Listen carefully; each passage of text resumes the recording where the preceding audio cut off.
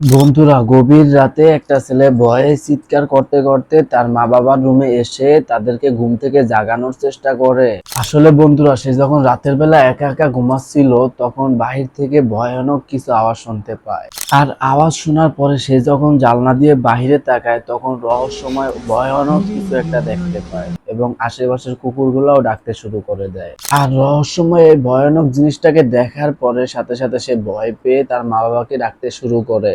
Papá, mamá, papá, pare. Hay alguien llorando aquí, venga, venga, por favor, venga. Venga, papi, venga, en serio.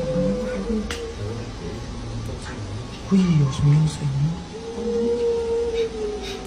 Miren, Dios mío, ahí fuera la sangre de Cristo.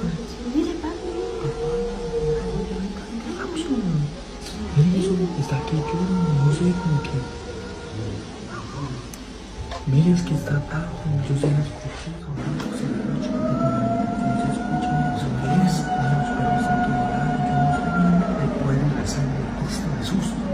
que eso es un demonio, o sea, la llorona. Papá, ay, mira, afuera la entrada de la ventana que tiene y por la sangre de Cristo. Mira, Dios mío, Señor. Dios mío, Señor. Padre, mire cómo llora.